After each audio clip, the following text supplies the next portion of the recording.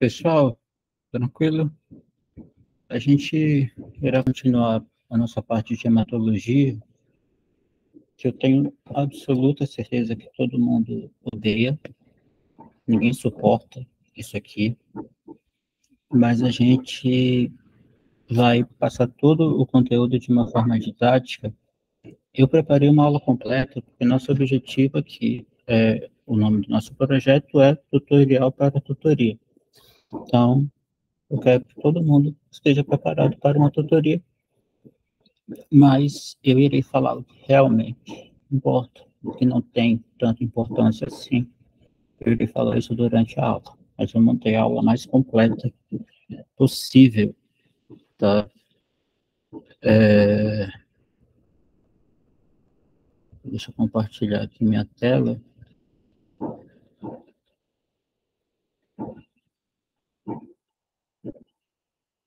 Nosso tema de hoje será leucemia, tá? Leucemia é algo que pouca gente entende, mas a gente irá passar de uma forma bem tranquila, tá bom? Para quem não me conhece, pode me chamar de Maurício. Essa primeira aula a gente vai falar sobre leucemias agudas. Agudas, lógico, a história natural será aguda, mas ela terá também outro significado. É isso aqui que acontece dentro da medula. Leucemia é um câncer dentro do sangue. Que é um câncer? Todo câncer é uma proliferação de um clone neoplásico que começa a proliferar à torta e à direita, de forma completamente anormal, certo? Sem sentido.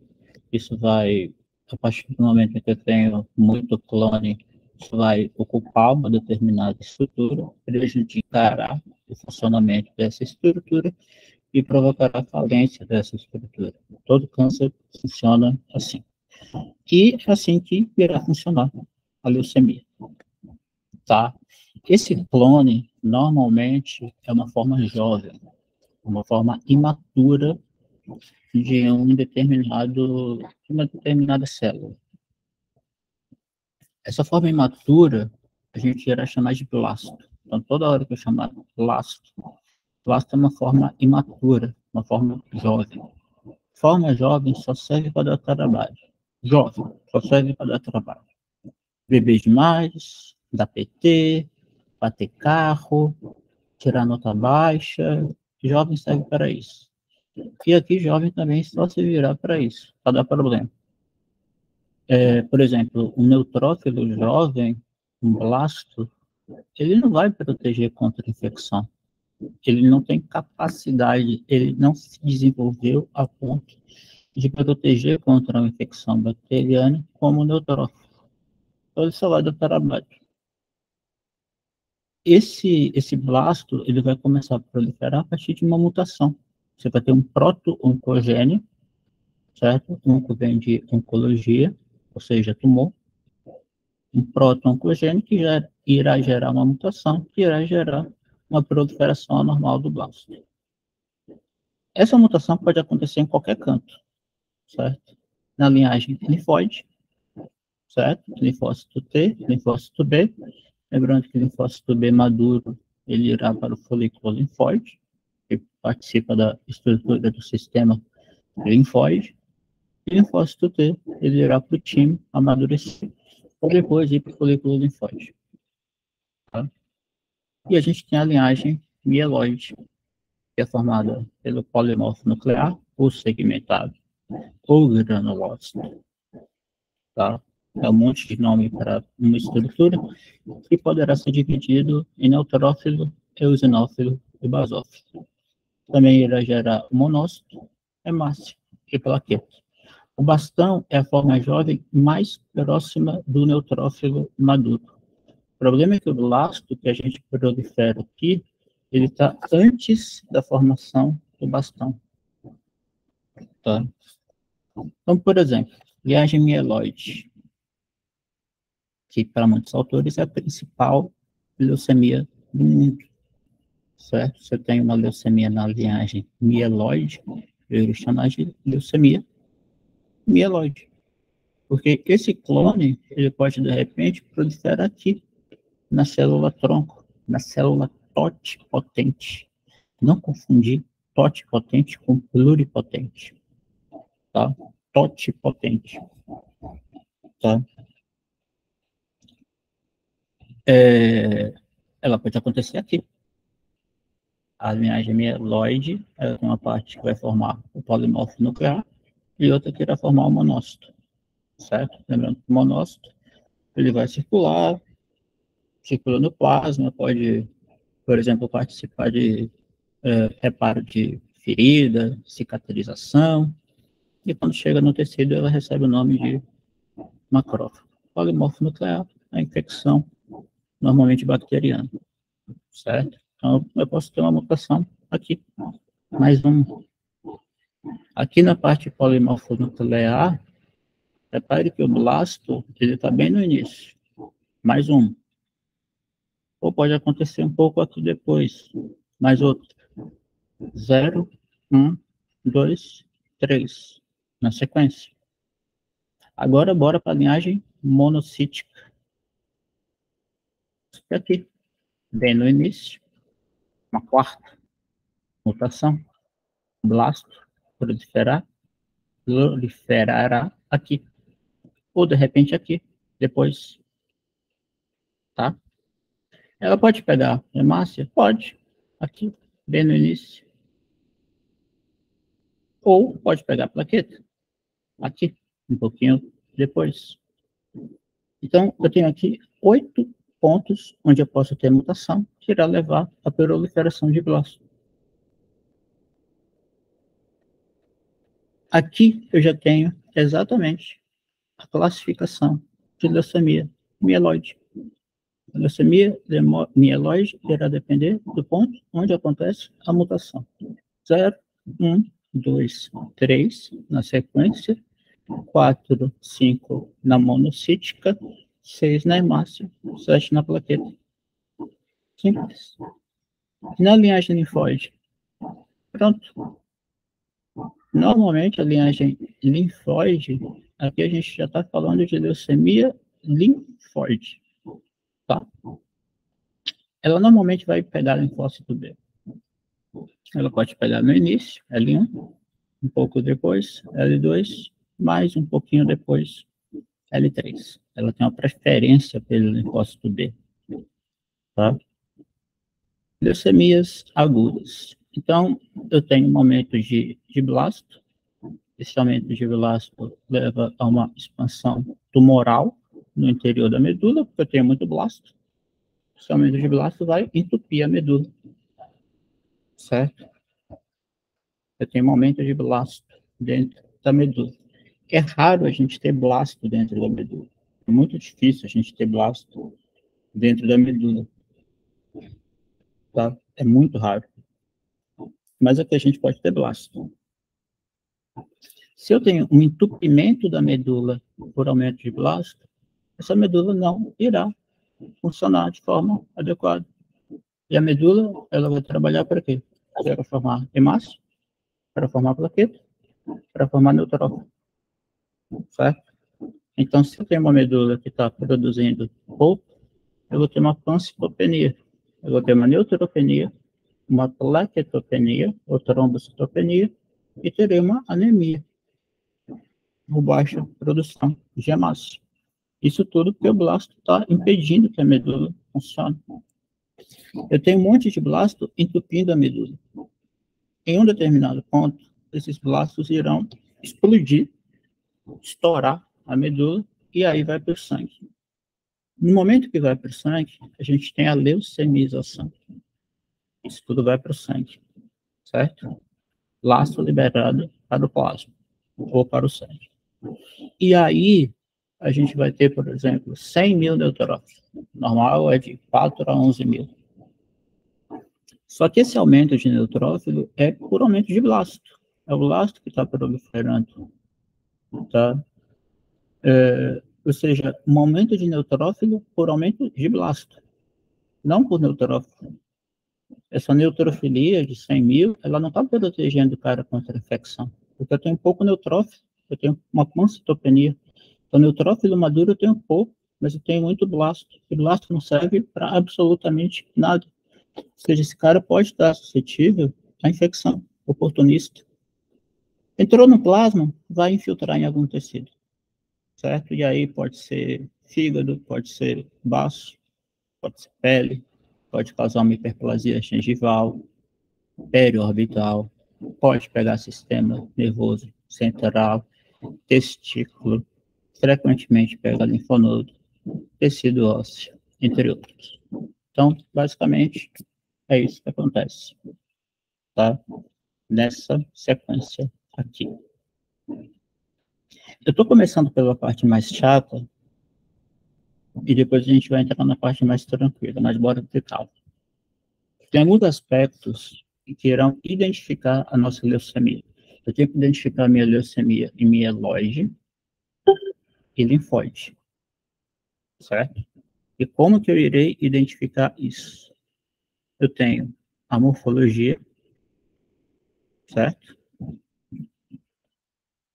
Eu tenho a morfologia, eu tenho a citoquímica, imunofenotipagem e citogenética. Bora uma por uma para todo mundo entender. Morfologia. Eu tenho que saber qual a morfologia do meu blasto, o aspecto do meu blasto. Por exemplo, o blasto mieloide, ele é um pouco maior que o blasto linfóide.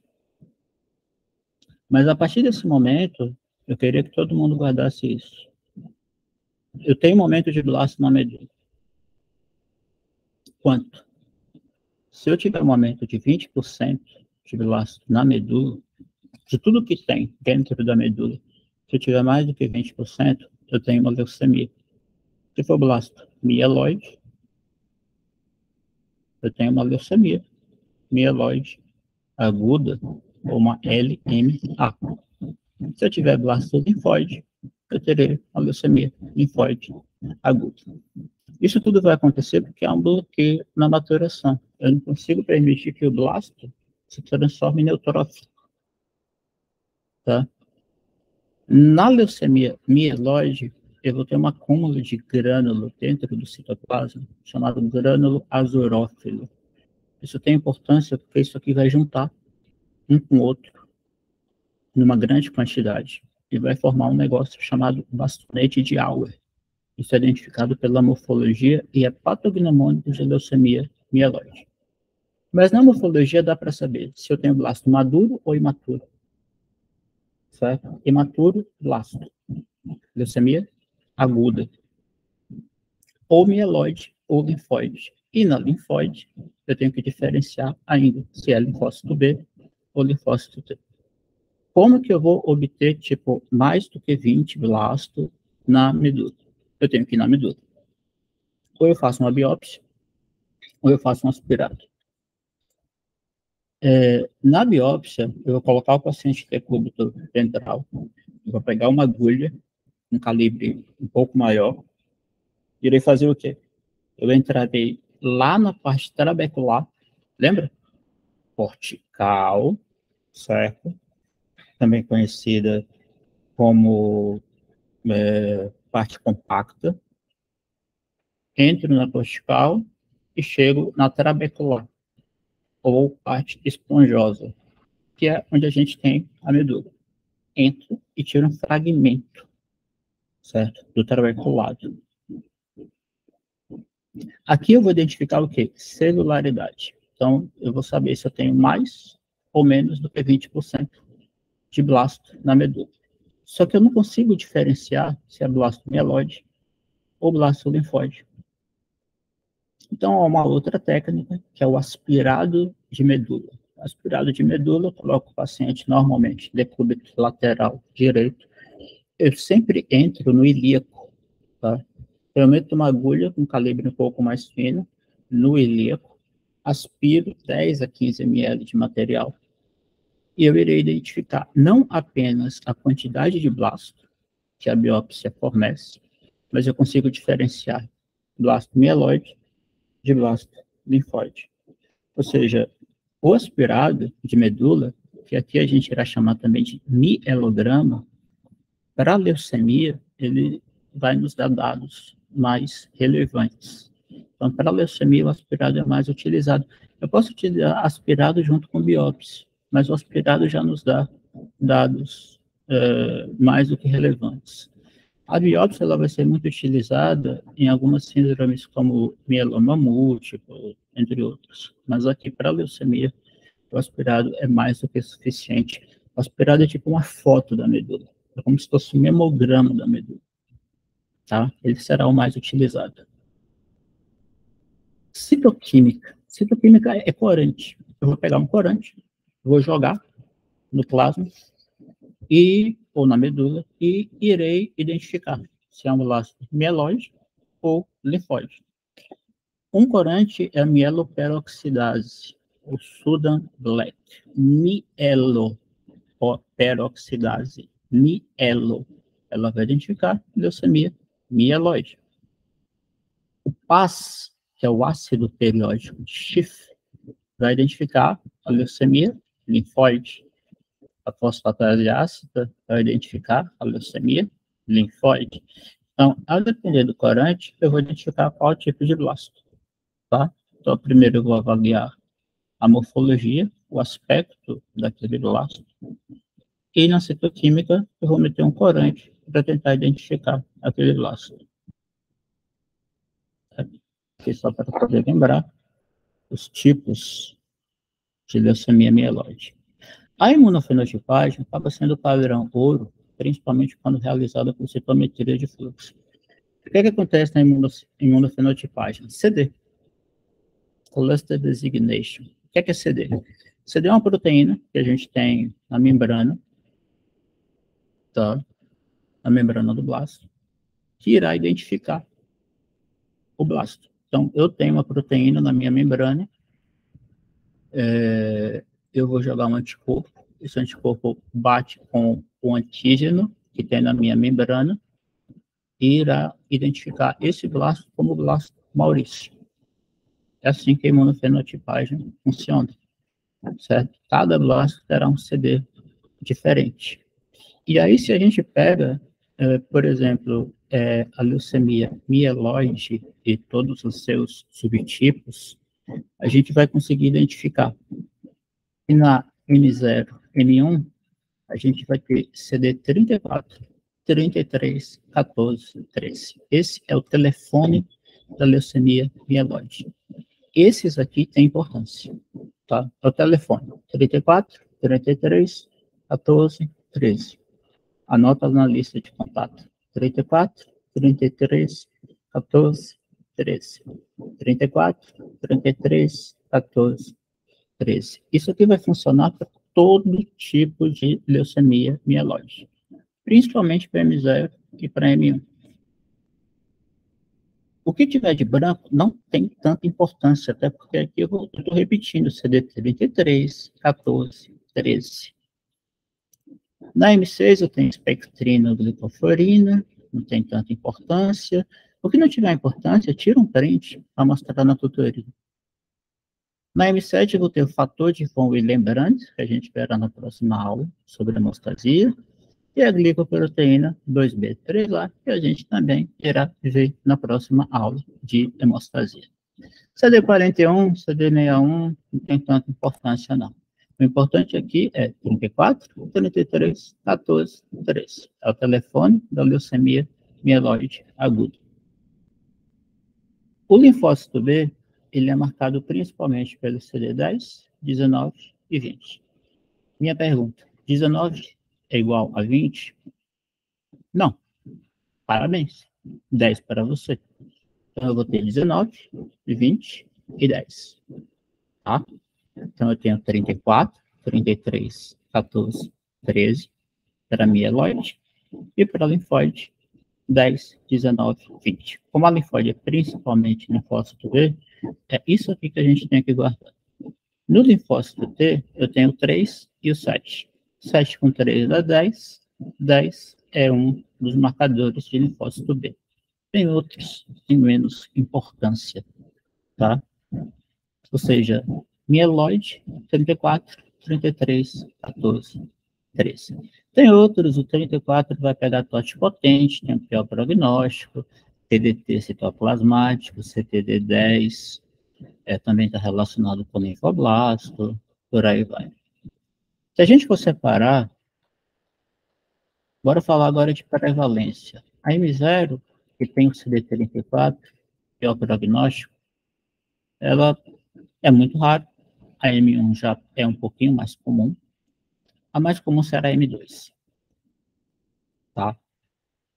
Ou leucemia pró-mieloblástica. A M3 também tem uma importância clínica e terapêutica. A M4 seria mais ou menos a segunda mais comum.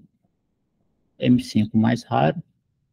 M6 mais rara. M7 também. A M2 é mais comum e está relacionado com cloroma. Cloroma é infiltração periorbital. Então, ela vai dar uma infiltração bem na órbita, um aspecto bem não muito bonito, tá? A M3 vai dar um problema chamado CIVD, ou coagulação intravascular disseminada. É um quadro que predispõe a hemorragia em todo o canto do corpo, principalmente hemorragia intracraniana e pulmonar. A gente vai ver mais na frente. M4 e M5, elas estão relacionadas com hiperplasia gengival e leucostase. O que é leucostase? Imagina que você tem um monte de blastos. Esse monte de blasto, ele está na medula, depois estoura e vai para o sangue. Imagina um monte de blastos, 100 mil blastos dentro do sangue. O fluxo com tanto blasto dentro do sangue irá se tornar mais lento. Tornando-se mais lento, o O2 demora mais para poder chegar no tecido periférico. Então, o paciente pode ter dispneia, porque falta O2 chegando na hora apropriada no pulmão, pode ter cefaleia, entre outros sintomas que a gente irá falar mais na frente. E M7, ela está muito ligada com Down. Síndrome de Down, ou trissomia do 13, ela está muito relacionada, ela está relacionada a um aumento muito grande de leucemia, certo? E a M7 é mais relacionada com síndrome de Down. Agora, bora para leucemia linfóide. Linfócito B, 80%, 20% de linfócito T. Tá?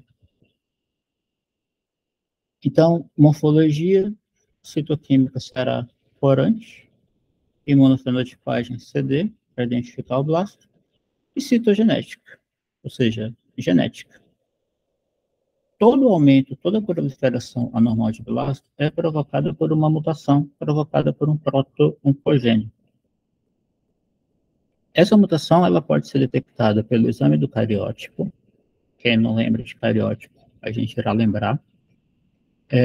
FISH, que é uma técnica chamada de hibridação fluorescente in situ, e o RT-PCR, que é reação cadeia polimerase por transcriptase reversa. Não tem que decorar, não.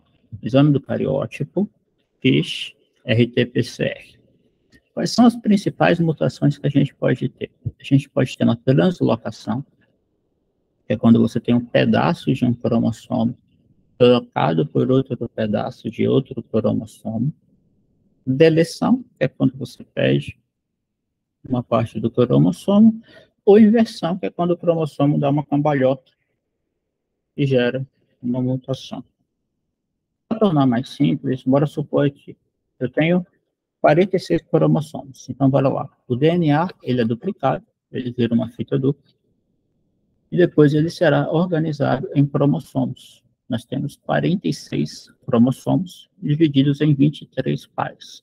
Então, aqui eu tenho 9, que na verdade estão relacionados a duas cromátides, ou seja, duas partes do mesmo cromossomo. Tá? Então, eu tenho 46, 23 pares, sendo que 46, nós temos 45 autossômicos e um sexual, é o XX ou XY. O homólogo, ele vai ter, por exemplo, cada parte do cromossomo é chamada de locus. Se eu tenho um locus que está paralelo a outro locus, eu chamo isso de alelo, tá certo? Então, isso aqui é exame do cariótipo, tá? Eu vou mexer com o DNA. Isso acontece antes da mitose, tá? Só para poder lembrar. O DNA, ele forma uma fita dupla, ele duplica. Aí, depois a gente fala sobre isso. Então, eu tenho um locus do 9 que vai trocar com um locus do 22, certo? Eu tenho uma translocação, tá? Então, bora supor que eu ia ali trocar farei uma translocação do 9 para o 22. Essa translocação irá acontecer 9, que é o número do cromossomo, que significa braço longo do cromossomo. Ele tem o P, que é o pedaço curto, e o Q, que é o pedaço longo. Isso acontecerá no locus 20. Em contrapartida, no 22, isso acontecerá no braço longo, no locus 20. Tá? Então, o locus será trocado, certo? Deste modo. Então, essa parte vermelha, esse locus, é chamado de ABL, tá? Isso no 9. Esse locus laranja do 22, ele é chamado de BCR. Então, eu vou ter uma troca de um locus por outro, de modo que eu terei no 22 uma parte do 9, que seria o ABL, e uma parte do 22, que seria o BCR. Então, eu terei a partir de uma translocação do 9 com o 22. Veremos mais na frente, certo? Isso aqui chama-se cromossomo Filadélfia. Translocação do 9 com o 22, certo? Irá formar o gene BCR-ABL, tá? O impacto clínico disso a gente verá depois. Citogenética. Na mieloide, a gente vai ter a translocação do 8 com 21, que é típica da M2. A translocação do 15 para o 17, que é típica da M3. E a inversão do 6, que é típica da M4. Isso aqui é importante a gente ter em mente. Na leucemia linfóide, prognóstico bom. Ou a gente tem uma hiperplasia. Hiperplasia é o quê? É aumento no número de cromossomos. Então, ao invés de eu ter 46, eu vou ter 60. Só que tem um bom prognóstico. Ou a translocação do 12 com 21. Só que tem importância. O que está de amarelo tem importância. E prognóstico ruim, o próprio Filadélfia. O Filadélfia, ele é diagnóstico, ele é prognóstico na leucemia linfóide aguda. Certo? Na leucemia linfóide aguda. Tá? A gente vai perceber depois que ele vai ser típico mesmo da leucemia mieloide crônica, mas isso fica para a próxima aula. Esse cromossomo Filadélfia ele vai aparecer 3 a 5% na infância e em aproximadamente 25% de pacientes adultos, certo? Então, essas são as mutações que acontecem. A morfologia veria o aspecto, citoquímica o corante, imunofenotipagem o CD, citogenética a mutação. Essa parte é um pouco mais chata. Agora a gente vai entrar na parte clínica. Eu vou ter uma leucemia mieloide, que pode ser aguda ou crônica, e uma linfóide, que será aguda ou crônica. Na leucemia mieloide aguda, eu vou ter uma história natural mais rápida. Só que eu vou ter uma proliferação de blasto mais jovem. Na crônica, eu tenho uma história natural mais indolente, só que a proliferação não será de blasto jovem, será de forma madura. Então, ao invés de proliferar um blasto, eu vou proliferar um neutrófilo maduro. Na linfóide, ao invés de eu proliferar um blasto, eu vou proliferar um linfócito, B ou T, tá? É isso que diferencia a aguda da crônica. A gente vai começar falando das agudas, principalmente a mais comum no mundo, que é a leucemia mieloide aguda. Existe uma diferença, uma divergência entre os autores, que é o seguinte: a leucemia mieloide aguda, ela é mais comum no mundo pelo fato dela pegar muito oriental. Se você pega um livro americano ou europeu, ela vai falar que a leucemia linfóide crônica é a mais comum, porque ela é mais comum em paciente idoso. Então, você tem envelhecimento populacional. Tá? Então, ela pode ser a mieloide aguda ou a linfóide crônica, a mais comum no mundo. Mas a leucemia mieloide é a mais comum, é a aguda mais comum em adulto. Ela é típica de paciente adulto. A linfóide aguda, ela é típica da infância. Então, isso já nos dá um direcionamento. Mieloide aguda, adulto, linfóide aguda é a mais comum na infância. Então, você vai ter progenitor com mutação, perde a apoptose, ou seja, não mata, e ela acaba proliferando, certo? Leucemia mais comum no mundo, a depender do autor, pode ser a LLC, e ela vai aumentar a prevalência com a idade, certo? Ela é mais comum em adulto, mas pode acontecer também na infância, certo? A incidência aumenta com a idade. Eu vou ter um aumento de blasto. Normalmente o paciente vai ter uma febre, porque você tem fator pirogênico sendo produzido, tá? E essa febre pode estar relacionada com uma neutropenia. Lembra? Eu vou ter aumento de blasto, pancitopenia e infiltração tecidual, principalmente hepatosplenomegalia, tá? Aumento de blasto, pancitopenia, infiltração tecidual. Isso caracteriza qualquer tipo de leucemia aguda. A febre vai vir da neutropenia, a fadiga vai vir da anemia e a hemorragia vai vir da plaquetopenia. Tá?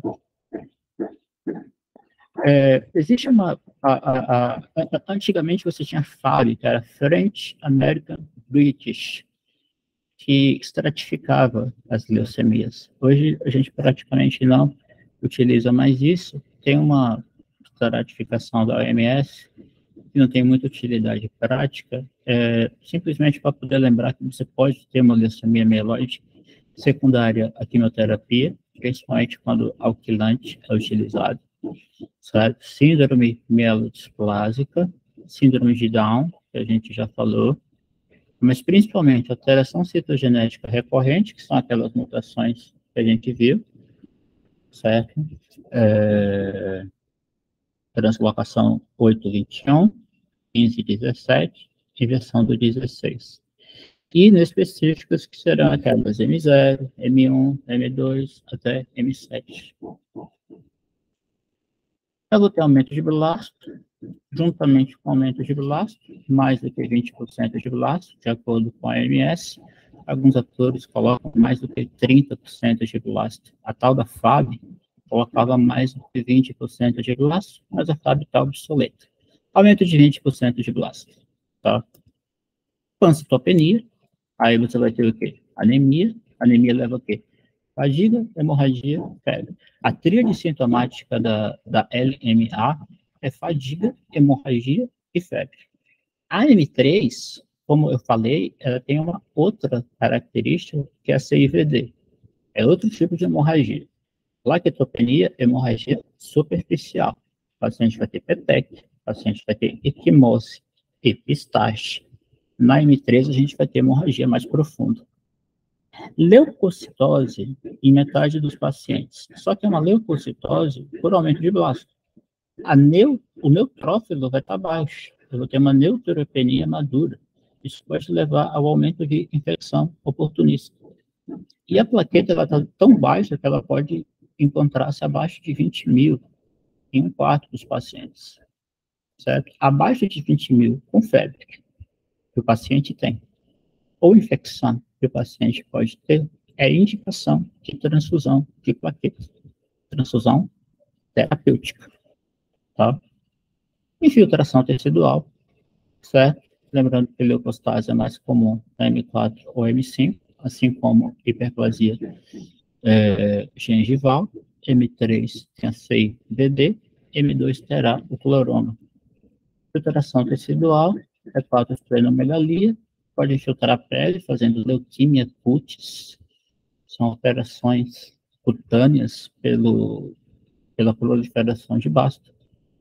Hiperplasia gengival, a gente já falou, M4 ou M5, juntamente com a leucostase, e periorbital na M2.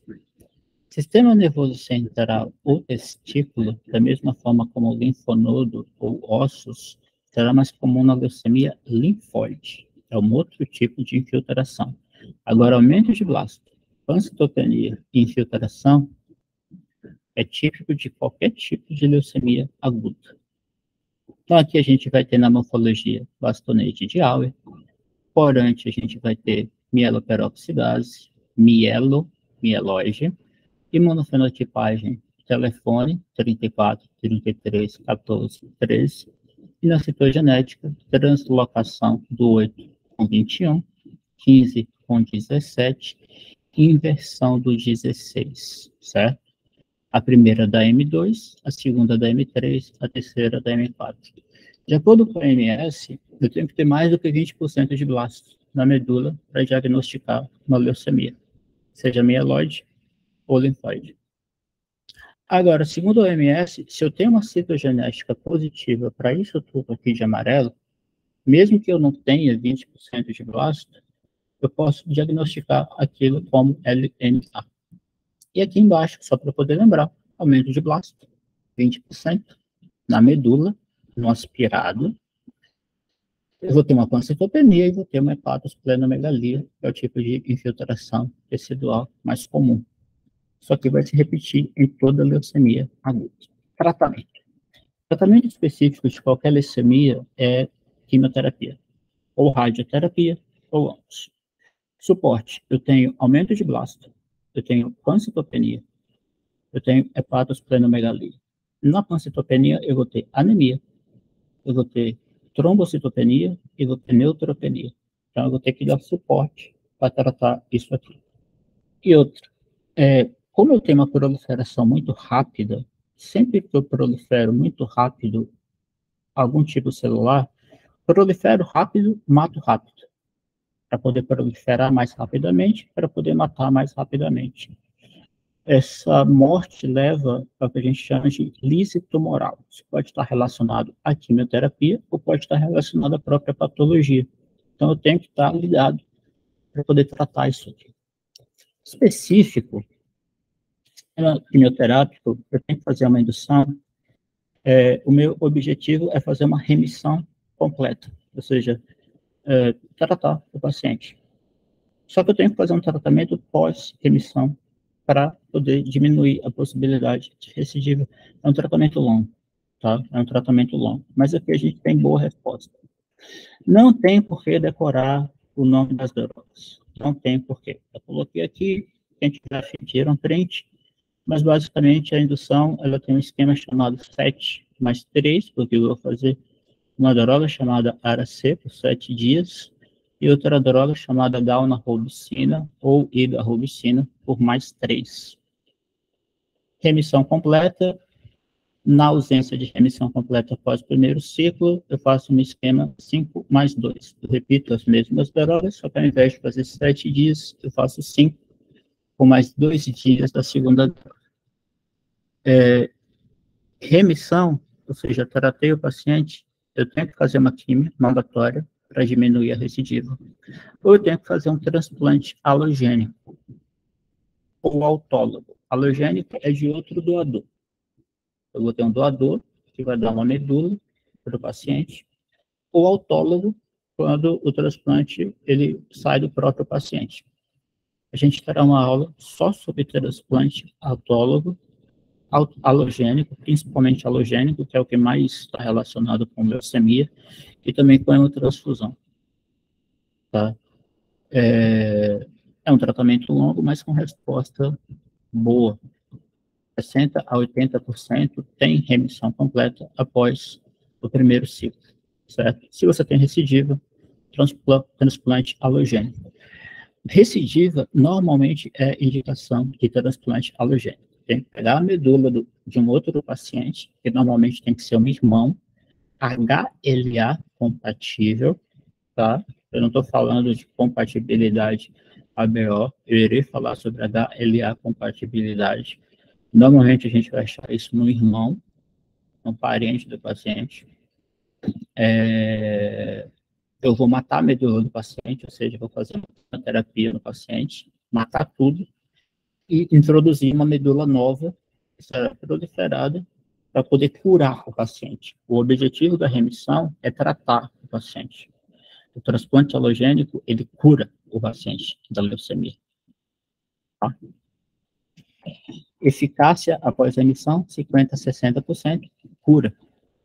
Eu posso utilizar o transplante alogênico como primeira linha se eu tiver sinal de mau prognóstico, um cariótipo ruim, idade um pouco mais jovem, mesmo HLA compatível, idade alta é sempre um sinal de mau prognóstico, porque o transplante alogênico ele tem uma morbimortalidade de 10% a 20%.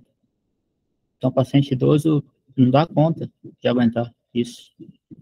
A recidiva ela pode ser precoce, ou seja, antes de 6 meses do início do tratamento, certo? Ou acima de 6 meses, tá? Quando você faz uma indução refratária, ou seja, uma recidiva antes do transplante, antes da quimioterapia pós-remissão, normalmente a cura acaba caindo, tá? E transplante autólogo é para quem não pode fazer transplante alogênico, tipo idoso. Suporte. Anemia. Eu tenho que ter uma hemoglobina acima de 8. Tem autor que fala acima de 7. Se o paciente tem comorbidade acima de 9, bora colocar acima de 8 aqui. Lembrando que uma bolsa de hemácia, uma bolsa infundida aumenta uma unidade de hemoglobina. Crioprecipitado, assim, a gente já vê na aula de hemotransfusão, mas hemoderivado a gente tem hemácia, a gente tem plasma fresco congelado, ou PFC, e a gente tem crioprecipitado. Crioprecipitado é fibrinogênio, que a gente vai ver na aula de hemostasia, tem fator 8 também. Tá? Eu tenho que manter o fibrinogênio acima de 100. Na CIVD, eu vou ter pouco fibrinogênio, eu tenho que manter a plaqueta aumentada, porque a plaqueta cai. Se a hemácia, uma unidade aumenta uma hemoglobina, na plaqueta eu tenho que fazer uma unidade por quilo, e assim, normalmente, uma unidade de plaqueta, eu tenho que fazer uma unidade de plaqueta a cada 10 quilos do paciente, certo? Então, eu tenho que verificar. Quando que eu vou fazer transfusão de plaqueta? Abaixo de 10 mil, sempre, profilática. Abaixo de 20 mil com febre ou infecção. Abaixo de 50 mil com hemorragia. Agora, bora para o grande problema. Neutropenia. Essa neutropenia, ela pode levar a um quadro chamado neutropenia febril, que pode matar o paciente. Isso pode acontecer durante a quimioterapia ou depois. Neutropenia febril, eu tenho que tratar, assim, febre no paciente com neutropenia, e eu falo neutropenia abaixo de 500, com aumento da temperatura corporal. Eu tenho que fazer hemocultura, eu tenho que fazer urocultura, eu tenho que fazer raio-x de tórax, eu tenho que procurar onde está a infecção. Ele está neutropênico, ele está predisposto a ter infecção oportunista. Tratamento, eu tenho que entrar com beta-lactâmico antipseudomônase, principalmente se o paciente está chocado. Então, eu posso entrar com cefepime, que normalmente é a primeira droga, eu posso entrar com meropenem, que é um carbapênico. Se o paciente tiver probabilidade de MRSA, ou seja, estáfilo multiresistente, eu entro com vancomicina. Quando que eu vou entrar com vancomicina? Paciente que tem catéter, certo? Paciente que pode ter alguma infecção na pele, eu entro com vancomicina. Tem paciente com baixo risco, neutropenia febril com baixo risco de infecção. Aí esse paciente pode fazer tratamento domiciliar com cipro mais amoxicilina com clavulanato. Neutropenia febril menor que 500, temperatura maior que 38,3 ou maior que 38 por 1 hora. O Harrison, na nova edição, ele prega 3 picos acima de 38 dentro de algum tempo, não lembro. Mas bora ficar com isso aqui. Abaixo de 500 ou mais de 38,3. Ou seja, febre com menos de 500. Tá?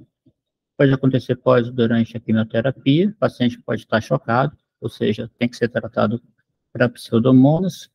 Tratamento hospitalar. Eu posso ter uma sepse de foco indeterminado por infecção oportunista. Eu tenho que hidratar e entrar com antibiótico e cultura. Antibiótico empírico e cultura para aguardar resultado. Então, paciente, 5 anos, provavelmente LLA, mas comum na infância, certo? Febre do abdominal após indução da quimioterapia. Então, eu vou ter indução e a quimioterapia pós-indução, tá? Ou pós-remissão. Hidratado, ele está com a PA um pouquinho baixa, exame laboratorial, hemoglobina de 8, anemia, eu tenho uma plaquetopenia, leucócito 280, abaixo de 500. Ou seja, hemocultura em andamento, vai demorar para a hemocultura sair o resultado, mas eu tenho paciente com neutropenia e febre. Tratamento, cefepime. Eu não tenho nenhum sinal de catéter, eu não tenho indicação de entrar com vancomicina. Cipro só para tratamento domiciliar. 25 anos, provavelmente com LDMA, adulto, terceiro ciclo de quimioterapia, tá? Ele começou com dispneia, negador abdominal, certo? Tá hipotenso, saturando 90. Então, eu tenho um paciente com febre, eu não tenho neutropenia, aqui clara, mas o paciente está fazendo quimioterapia. Na dúvida, amigo, eu tenho que entrar com antibiótico. Ele vai entrar com o quê? Cefepime, eu vou entrar com meropenem. Agora, eu posso entrar, por exemplo, com piperaciclina e tazobactam, certo? Que também vai pegar pseudomonas, tá? Como que eu vou tratar esse paciente?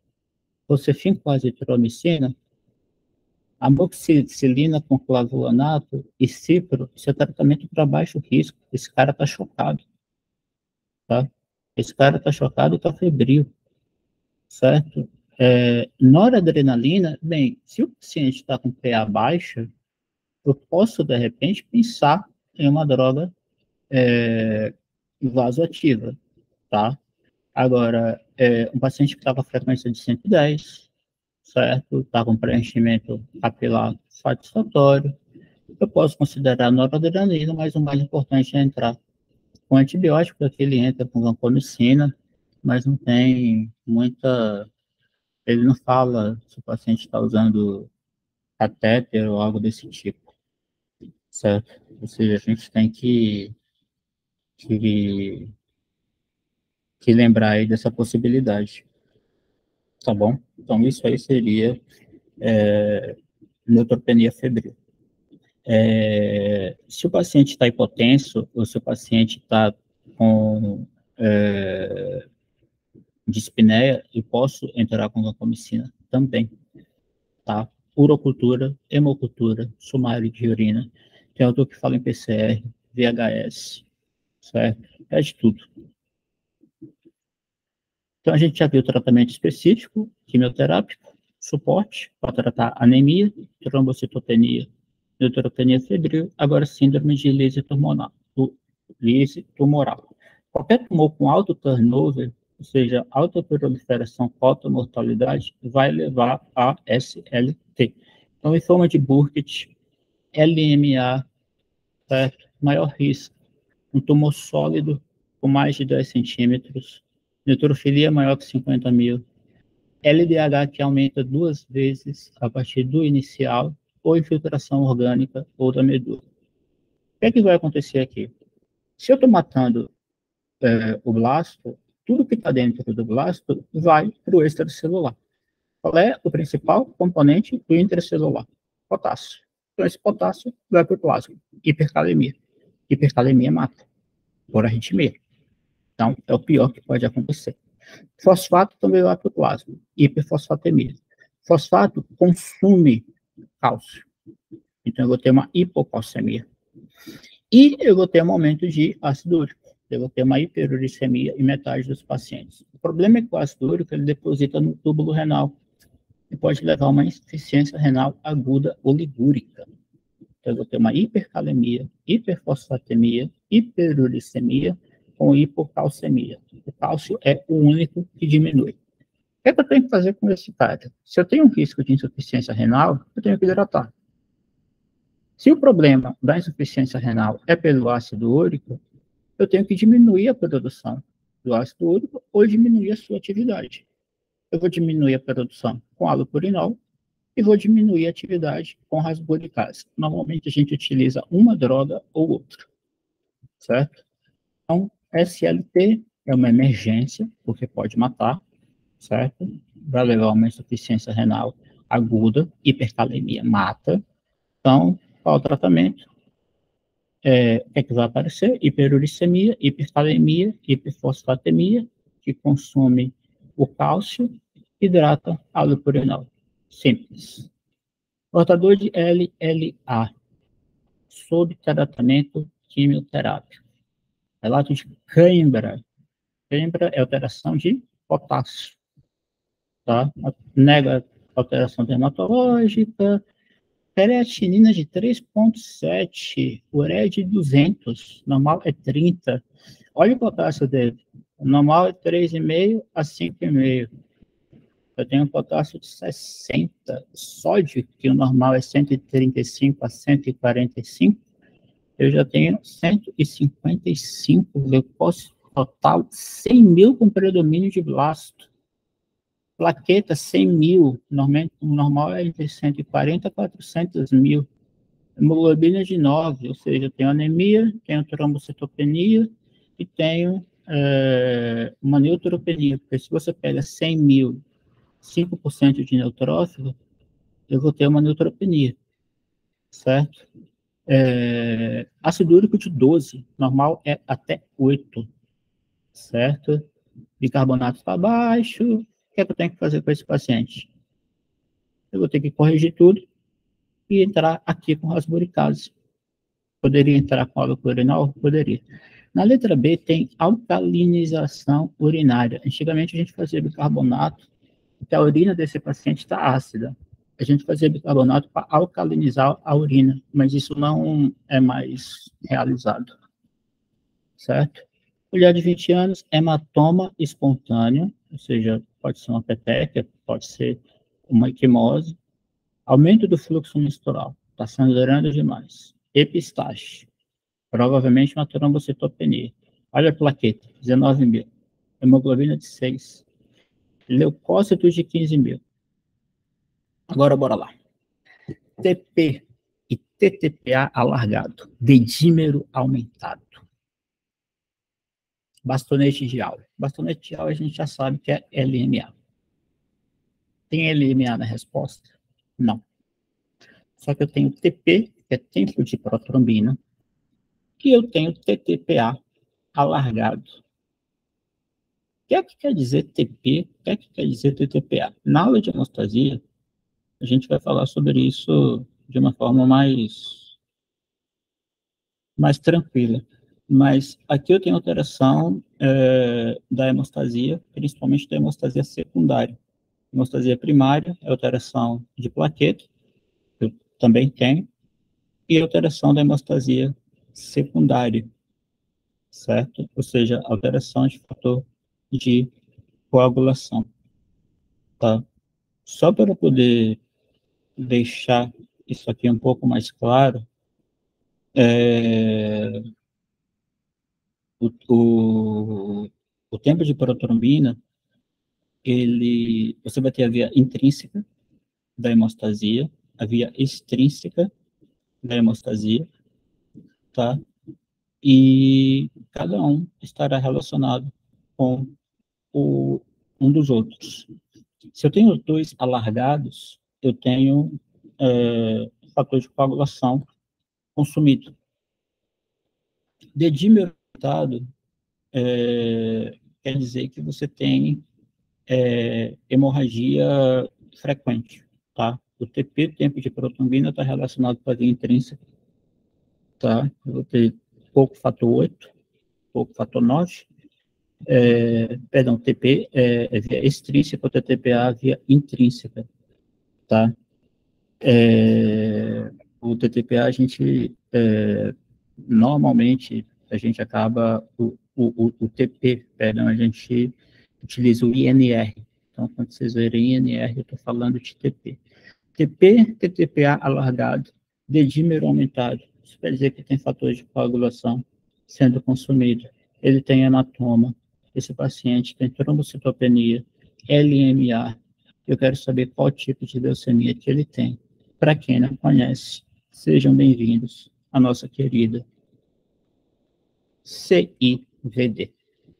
O blasto da M2 é o mieloblasto. O blasto da M3 é o promielócito. Então, se eu tenho um blasto na M3, eu tenho uma leucemia promielocítica aguda. Depois vem o mielócito, metamielócito e o bastão. Tá? CIVD é típica da M3. Tá? Eu vou ter contato com fator tecidual, hemorragia com fechamento microcirculatório, isso leva a falência múltipla, trombocitopenia, alarga PT, PTTA, fibrinogênio cai, dedímero aumenta. Laboratório. Posso ter hemorragia pulmonar ou intracraniana, normalmente esse paciente morre por sepsis, pode acontecer por trauma, pode acontecer por pré-eclâmpsia ou síndrome HELP, certo? Normalmente ela evolui de uma forma mais rápida, e eu vou ter, na verdade, uma procoagulação, e o paciente vai acabar sangrando por todo canto. Tratamento. Eu tenho que tratar sepsis, normalmente por gram negativo, tá? Eu vou ter que aumentar a plaqueta para cima de 50 mil. O crio precipitado, ele tem fibrinogênio e fator 8, certo? O fator 8, só para poder antecipar, o fator 8 é relacionado pela hemofilia A. Hemofilia A é pouco fator 8.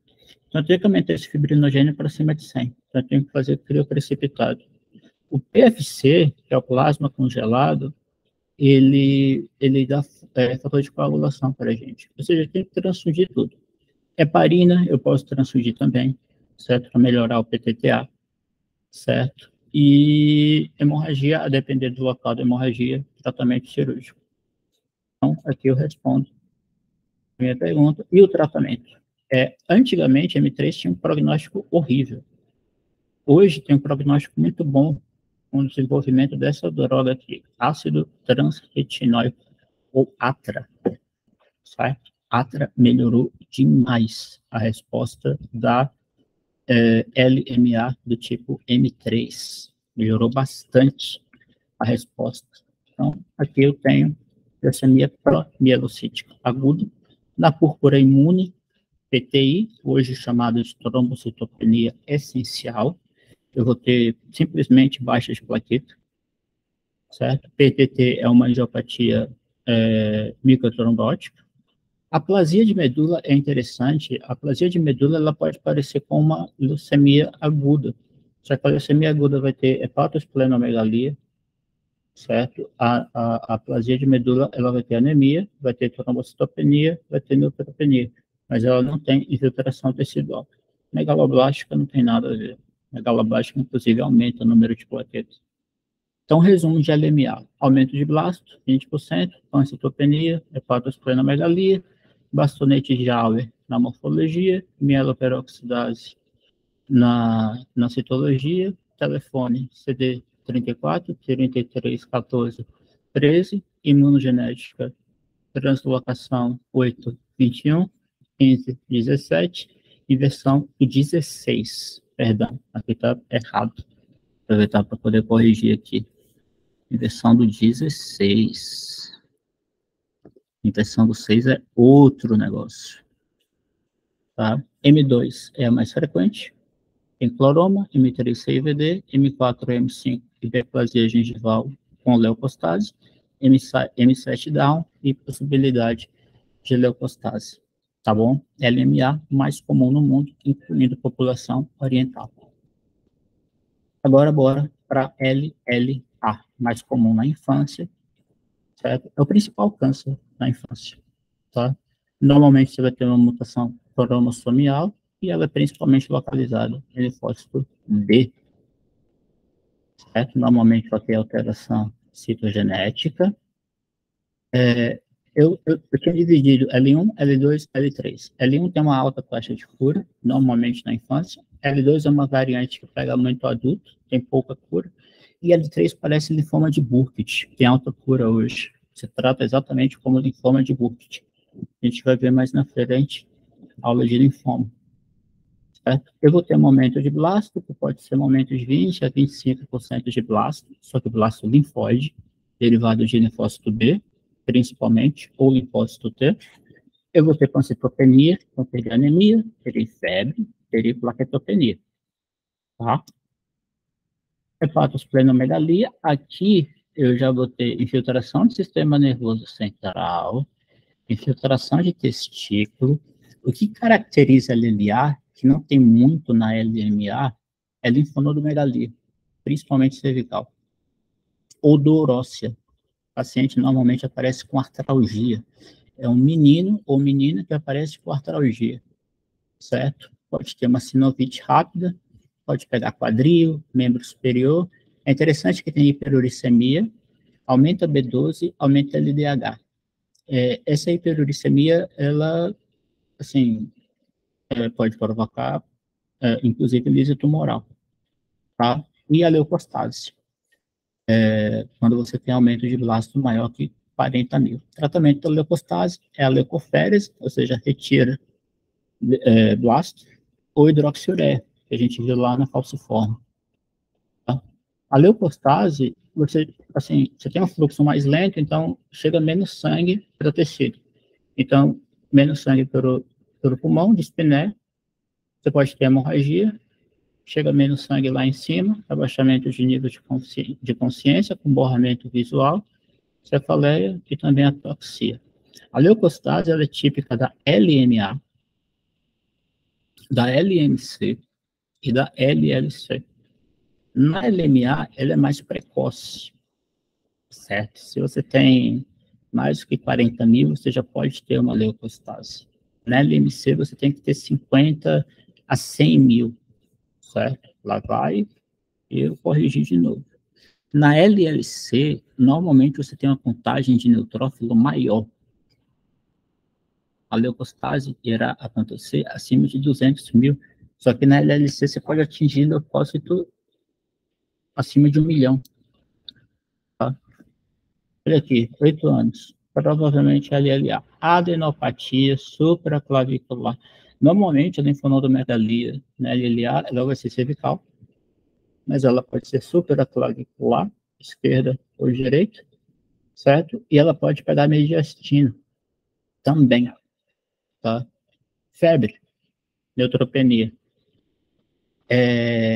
Olha só, eu falei LLA. Aí o cara aparece com linfonodo endurecido, indolor, coalescido, aderido a plano profundo com 4 centímetros de diâmetro.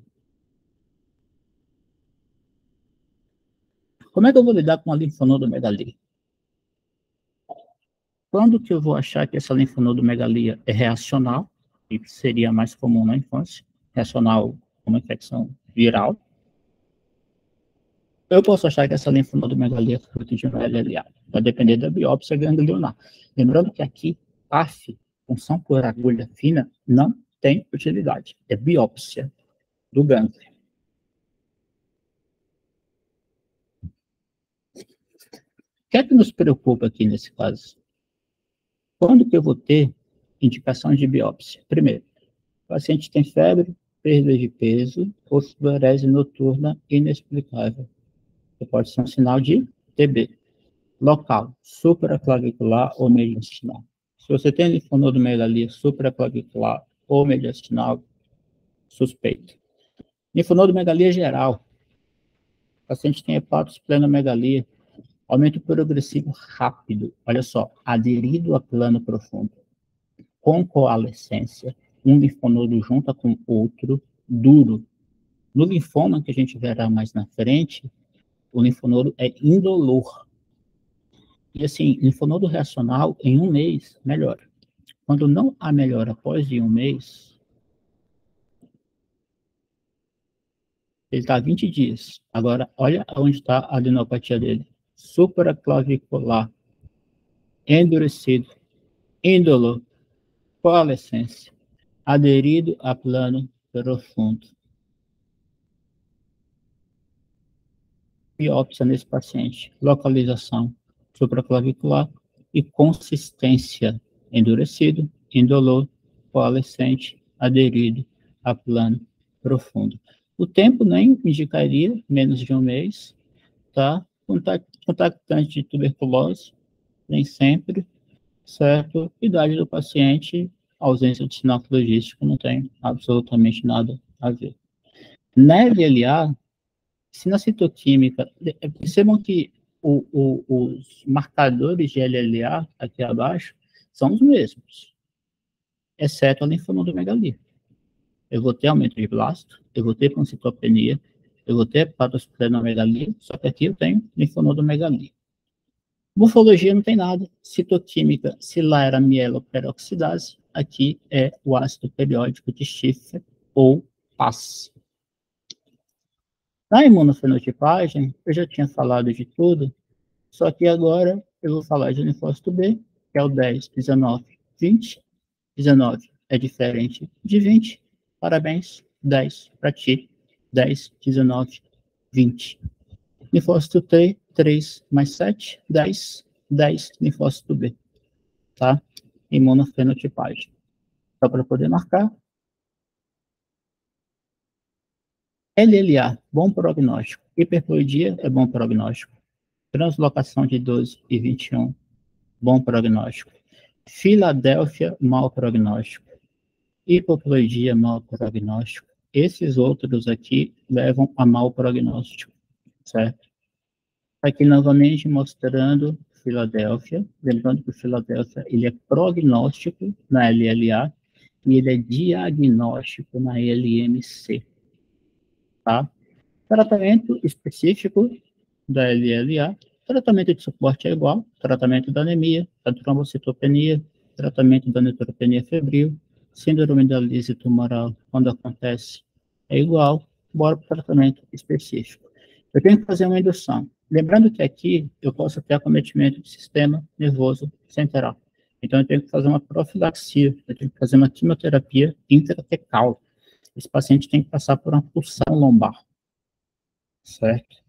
Lembrando que punção lombar faz uma TC antes para evitar qualquer tipo de quadro compressivo lá em cima, certo? Fez a remissão, nova quimioterapia, pós-remissão e depois a manutenção para diminuir a recidiva. Indução, normalmente a remissão na infância acima de 90%, eu vou entrar com esse regime. O paciente adulto tem um esquema diferenciado, chamado hiper-CVAD, e como o paciente ele encontra-se, assim,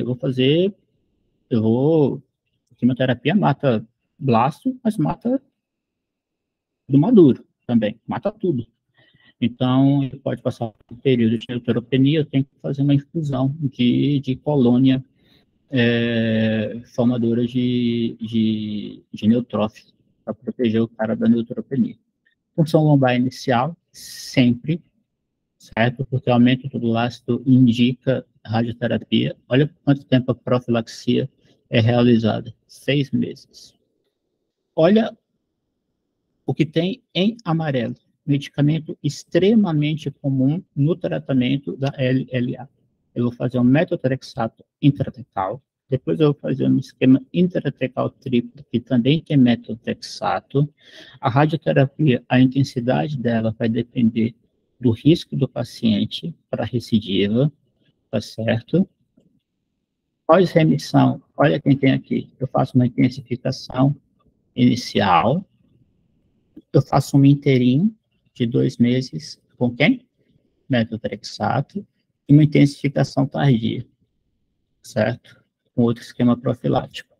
Esse tratamento, que é o esquema de BFM, Berlin Frankfurt Munster, ele dura 2 a 8 meses. Então, eu falei de 6 meses de tratamento profilático, quimioterapia intratecal com metotrexato, remissão, pós-remissão, nova quimioterapia, agora por 2 a 8 meses. Né? E a manutenção, 2 anos. Adivinha com quem? Metotrexato. É um tratamento longo, mas aumento de cura, 90% na infância. Infelizmente, no adulto, a cura é mais baixa, como a gente tinha falado.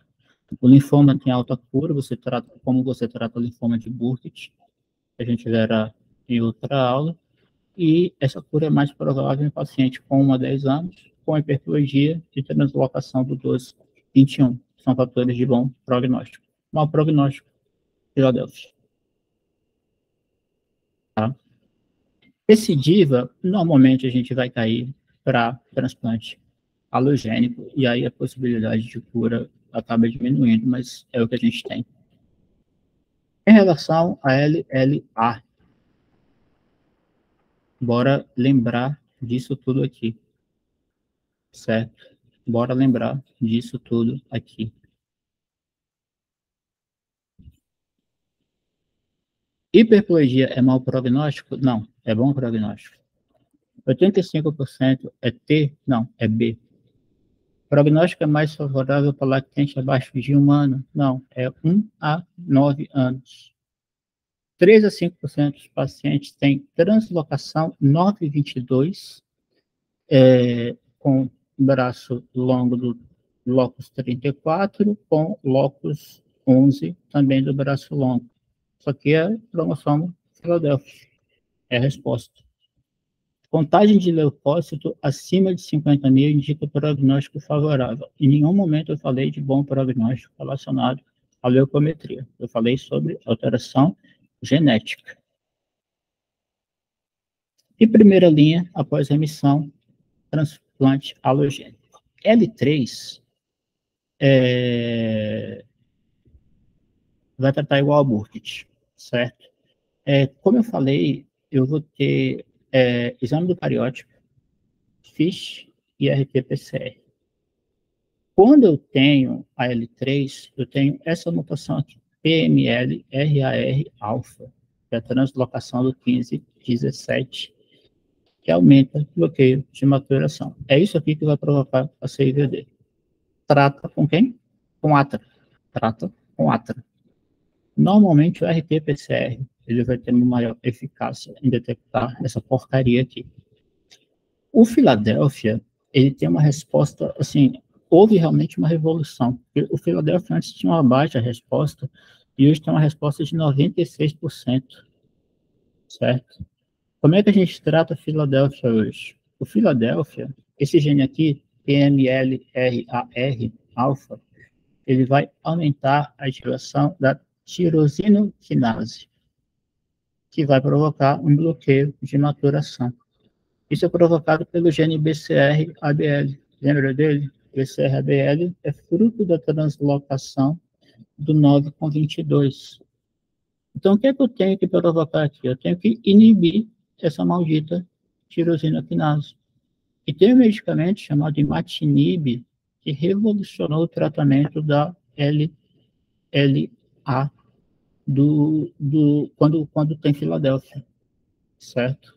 Existe um tipo mutante de BCR-ABL, que é mais resistente a inibidor de TK, mas tem tratamento, ponatinib, certo? Você tem blimatunib, mas assim, Filadélfia, tratamento imatinib é uma droga oral com resposta de 96%. Era algo que matava todo mundo. Tem mau prognóstico, mas quando bem tratado, tem uma remissão completa alta. Primeira linha, tratou o paciente, remissão, transplante alogênico, tá? Porque a remissão, ela vai depender de quê? Ela vai depender... Eu tenho que diminuir esse Filadélfia, tá? Esse BCR, ABL, eu tenho que eliminar, tá bom? Eu tenho que eliminar isso tudo. A remissão depende disso. Só que, se eu aguardar muito tempo, isso aqui vai ter recidiva. Então, fez a remissão, transplante halogênico, tá? Lógico, tem que ter compatibilidade, tem que avaliar a idade do paciente, tem que avaliar o prognóstico, mas é a primeira linha pós-remissão. Então, da mesma forma como a gente teve um resumo da LMA, LLA, também vai ter aumento de blasto, vai ter pancitopenia, pode ter hepatosplenomegalia, mas tem a linfonodomegalia, extremamente comum, principalmente cervical e supraclavicular. Ela vai curar com PAS, linfócito B 19 é diferente de 20, parabéns, 10 para ti, linfócito T 3,7 dá 10, 10 linfócito B, 3,7 linfócito T. Hiperploidia ou translocação do 12,21, bom prognóstico. Filadélfia, que é a translocação do 9,22, 5% das crianças, com aparecimento do gene BCR-ABL, mau prognóstico. L1 mais frequente infantil, L2 menor cura no adulto, L3 alta cura no Burkitt simile. O paciente pode sentir dor, pode aparecer com artralgia, pode infiltrar o sistema nervoso central, por isso que a gente faz quimioterapia com metotrexato intertecal. Testículo também, qualquer massa testicular numa criança tem que ser investigada para LLA. E tratamento para Filadélfia e Imatinib, que é o que faz a remissão disso tudo. Então, isso aqui é leucemia aguda. Na próxima aula, a gente vai falar sobre leucemia crônica. Tranquilo? Um abraço a todo mundo. A gente tem os nossos canais. Qualquer dúvida, estamos à disposição. Beleza? Aquele abraço.